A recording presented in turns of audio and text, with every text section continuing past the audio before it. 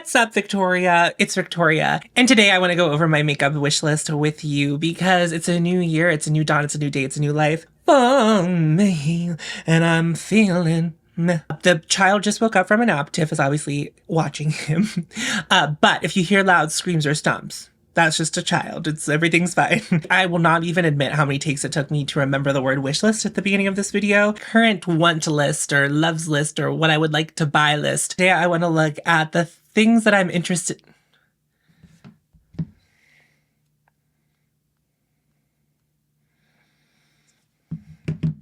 What's up, Victoria? It's Victoria. What's up, Victoria? Also, do you like the beret? I forgot I had it. I bought this in Chicago in 2021 in Boys Town. Very Parisian of me. Very French. Is it a French hat? Like, I mean, I understand that we say that Parisians wear berets, but like, is that where the beret originated? I'm feeling kind of directionless this year, personally, physically, spiritually, mentally, sexually, all of those ways. And that includes the channel. And at the end of last year, I didn't set any like manifestations or like anything like that going into this year because I do feel like I'm in survival mode. And I'm not really sure what that's about. I mean, like I know a little bit about what that's about and, you know, we'll see what happens with that whenever that happens. If anything happens, which I hope it won't, but we'll see. I think I kind of said the sentiment at the end of last year. It was just like, I'm feeling really weird about spending money in this hobby right now. Like, I'm just feeling really strange about it, which is why I kind of shifted my focus to asking you guys what you would be interested in, because obviously I still love makeup. I still love testing formulas and things like that.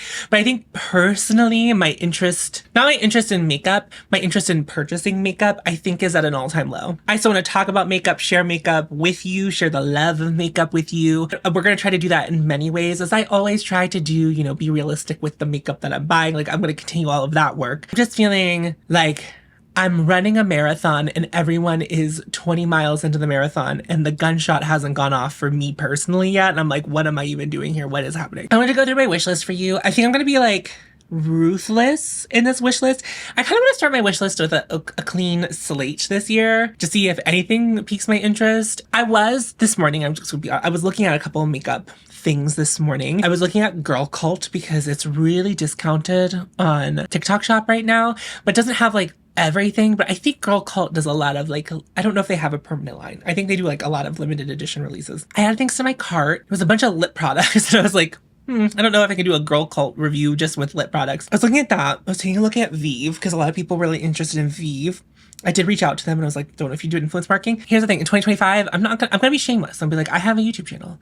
Do you do influencer marketing? The worst that they can say is no, and then I'll just buy the makeup anyway. You know what I mean? Like, it's totally fine. But if they can help me, I'm gonna try. I'm gonna ask. You know, that's a privileged thing for me to say. But also, again, I can also just buy the makeup, but why not help me help me? You know what I mean? If I can. But they might say no. But that doesn't mean it's bad. It doesn't mean that they feel weird about me. It doesn't mean I feel weird about them. Do you know what I mean? It's just like, it's a business transaction. And if their business says, we don't do that, or we don't want to do that with you, totally fine. They mostly just ignore you. I've been looking at Ellis Foss. I have been looking. I have my eyes peeled. I've been thinking a lot about Dior recently.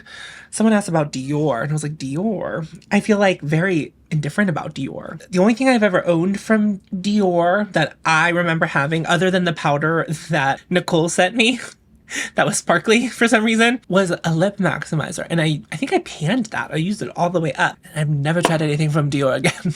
I think that their complexion products are really popular, but Dior doesn't go light enough for me. It seems I swatched their new foundation sticks on my arm and they all just looked way too pigmented for me and too deep. And I was like, I'll take another look at those because a lot of people said Dior. And honestly, MAC is doing some stuff that I'm very interested in. So it's not that I'm not, you know, not lost the luster for it, but it's just like, but what am I doing? I think it also has to do with like the size of my channel too. It's like I'm at this weird in between, like not girl, not yet a woman kind of feeling. Not a girl, not yet a woman is like my content all year so far. It's like, do I like the hair? Do I hate the hair? I took the hair out. I feel more feminine without the hair. Isn't that crazy? It's not crazy. Like you can be feminine with any hairstyle. Anyway, I'm wearing a beret. Let's talk about makeup. The first thing on my wish list is a black lip gloss / oil. If I do Girl Cult, if I like dive into that, here's the thing. I might just, I think I'm gonna like, what has happened historically historically, my interest in makeup and my interest in reviewing things has kind of like meshed, and my budget has been like kind of split between those two things. Right now, I like don't want to buy any makeup, which is totally fine and valid. I don't need to buy new makeup. I don't. And you don't either. But like, I think I might do a budget where like, I kind of like, if I'm not interested in anything, I kind of like force myself to buy something to review. Maybe we'll make it like a community thing and we'll figure out what I buy with my budget. And I'm going to set aside like at minimum $100, but it's not going to be like a strict $100 every month. You know what I mean? Like, it's going to be like, okay, like I didn't buy anything. It's the end of January.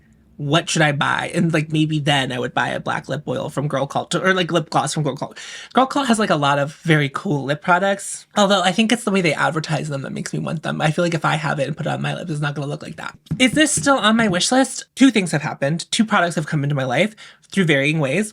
I, as you may or may not know, am trying Mob beauty stuff behind the scenes. My patrons and members already saw my first impressions of it, and I've continued to use it. So I did buy the black lip balm from Mob to test. I also got the Priya Means Love Smoke Lip Therapy, which is also like a black lip balm. And I do feel like the itch has been scratched. Like, I think I still want a more formal, quote unquote, formal version of that kind of thing. I also watched Hot Vegan Hannah did a video where she was trying a bunch of black lip products, and I watched that and I was like, scratched. The itch scratched. I'm good. I'm so good on that.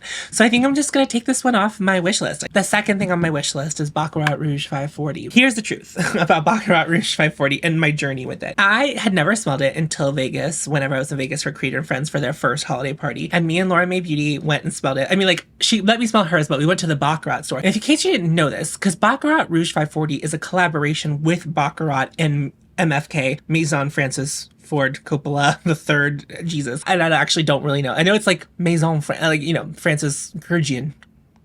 Baccarat is a glassware company. So we went to the Baccarat store in Vegas, which was a glassware, but they had the fragrance. So that was the first time I smelled it. And of course, like upon first smelling something, you don't really know. But then Lauren let me spray it all over me, and it was lovely, and I liked it. It's a different scent profile from what I've worn.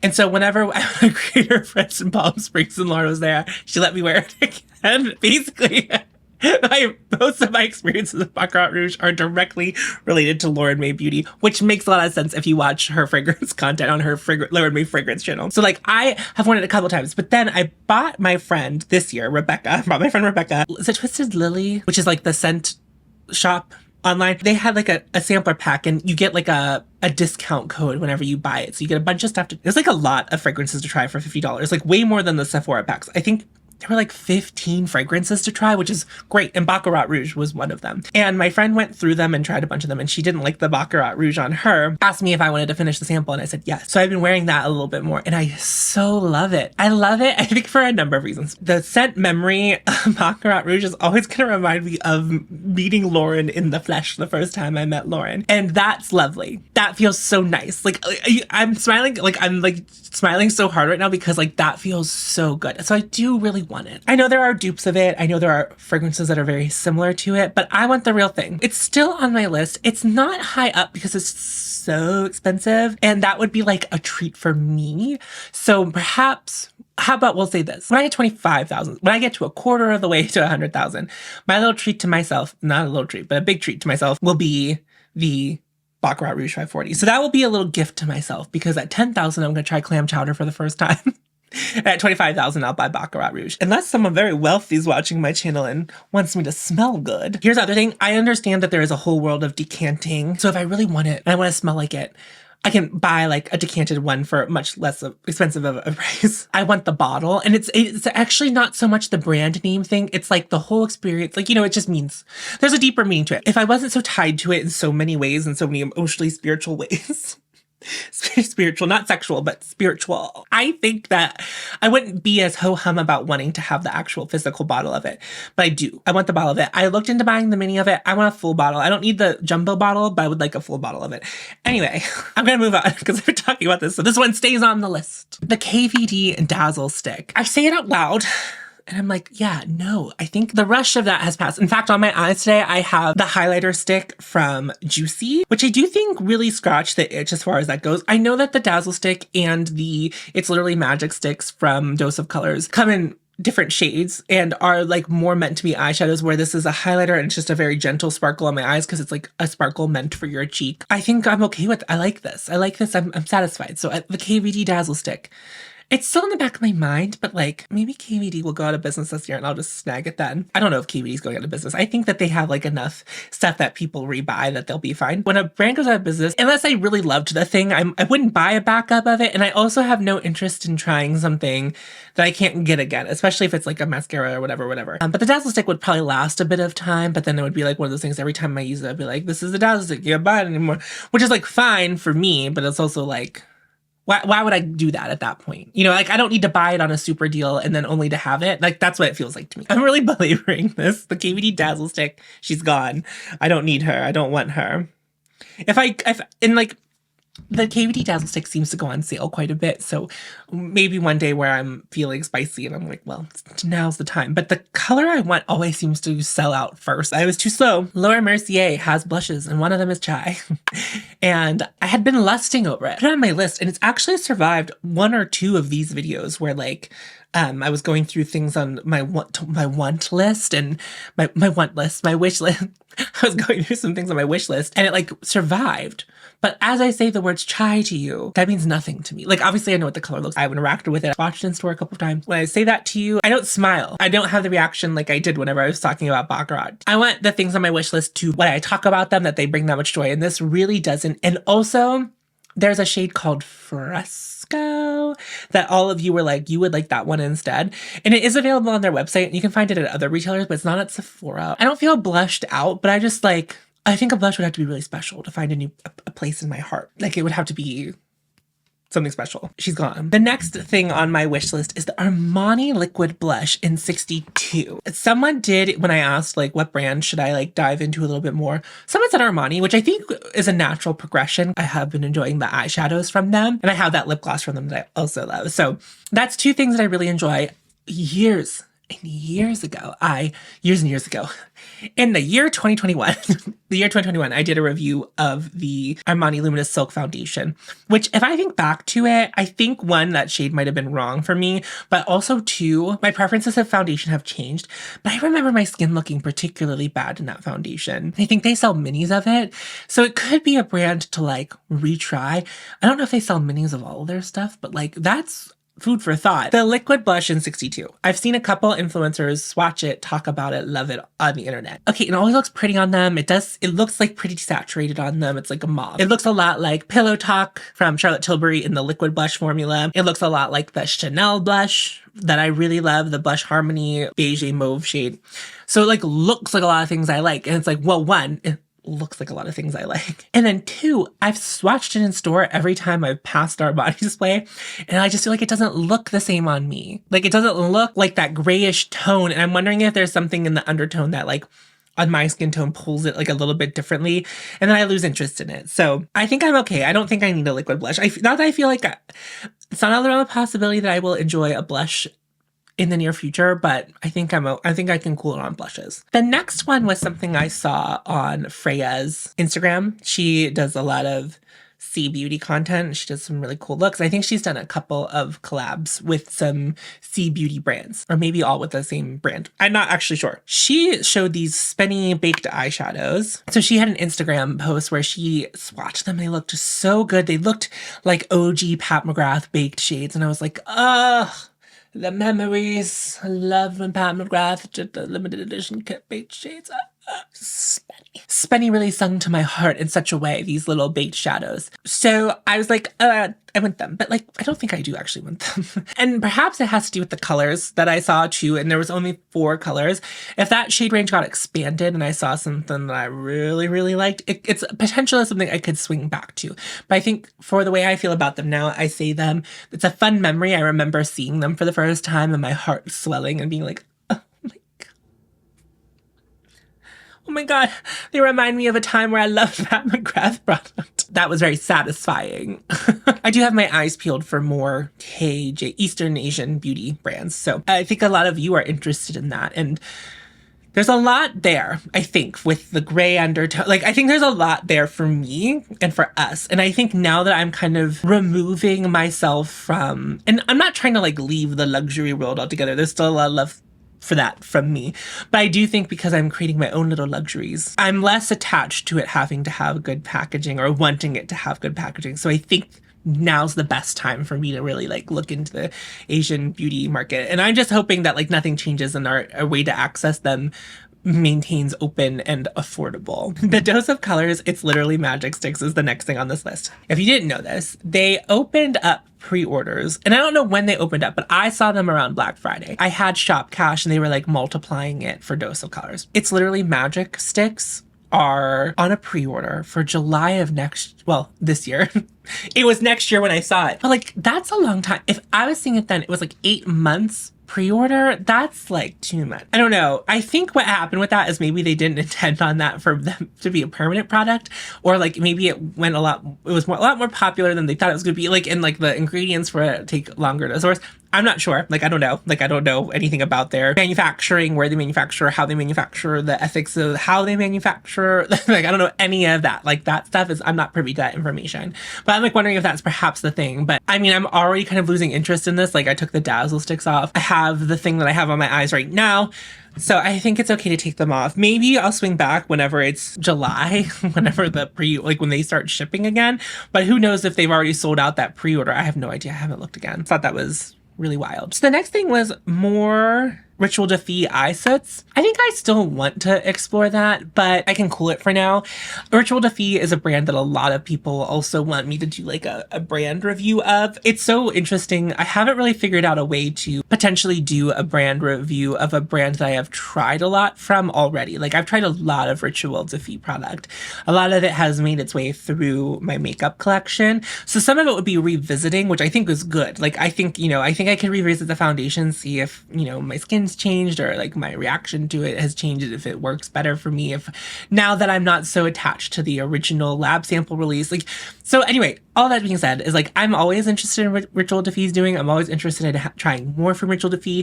There are a couple of shades of the eye soots that I would buy. I'm probably gonna have to re-up on Intuition soon.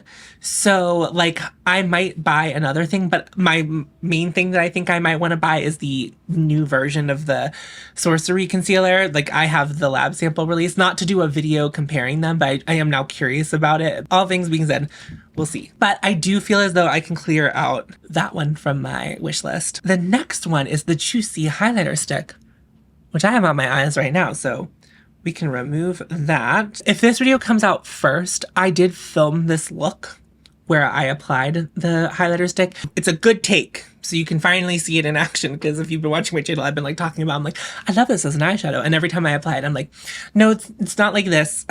Not that it's been performing badly. It's just like, it's special when it's like the only thing on the eyes. And it's there's some mattes on my eyes as well. But like, when it's the only thing on the eyes, it's the only sparkle, it's the girl.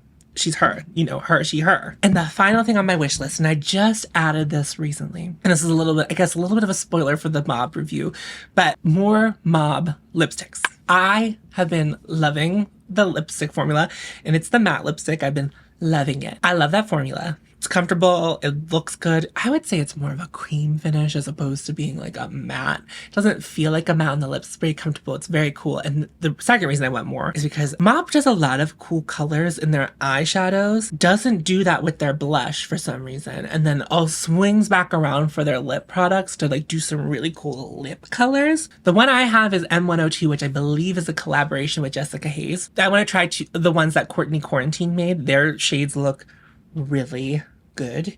So I want to try those. They make my heart sing. I do have a question. Let's crowdsource for a second. I've been annoying Andromeda. I was like, Vanessa, can you check? Mob makes a permanent container for these, because like you can just use the cardboard component. And I've heard that the plastic component feels really cheap. Does anyone have another brand that will hold the Mauve lipsticks where I could put this in that component, because I love this lipstick. I just don't love the component. I can deal with the paper component. I'm probably not going to go out of my way to buy the plastic one from Mauve. I really would love to see Mauve do maybe what Lisa Eldridge did with like a beautiful component, a beautiful matte black, heavy, sleek component that you can opt in for your lipsticks, like Kira Weiss does with their blushes, like where there's a couple different options, the paper option, the refill option, and then like the iconic option. I think that would be really lovely. Anyway, Mauve, if you're listening to me, I think you should think about it. But if anyone knows about a brand that can hold the refills from Mauve, Andromeda did check for me, and anything that they had that was refillable was too big for the ones from Mauve. They are an interesting size because they are slimmer, but they are not so slim that they could fit into like a Hourglass Confessions lipstick. Anyway, all of that being said, that's the end of my wish list. So I went from having 10 products to 2.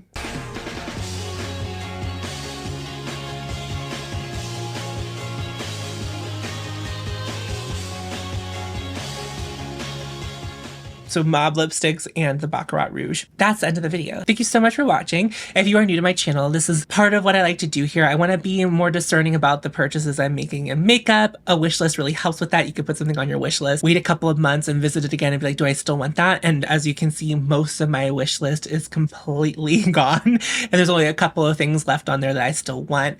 But when I talk about new makeup releases, I like to look at my makeup collection first to see if I have anything that's like the new thing that I'm interested in. And that's what I encourage you to do. There's a lot of new makeup and we already have a lot of makeup. A lot of us do that are into this hobby already have a lot of makeup. And I just want to create a space where it's like, we probably don't need that. You know, it's like, we're probably good on that. If that's the kind of content you're interested in, I would love for you to hit the subscribe button and stick around. And while you're down there, make sure to hit the like button too. I'm on Patreon and I have channel memberships. That's a different way to support me, not necessarily a better way to support me. I do an additional video over there for patrons and members every month. So check it out if you're into that kind of thing. But if you're not, no worries. If you don't have the money or you simply don't want to, that's totally fine. I totally get it. If you are a member or patron, thank you so much. You really make this more possible for me in every way. And I have a pinned comment. In that comment, there will be a link. If you have the means to help someone in Gaza, please do so. And that is gonna wrap up the video for me. Remember to follow your hope and you'll find me. And I'll see you in a video very soon. Go forth. It's out.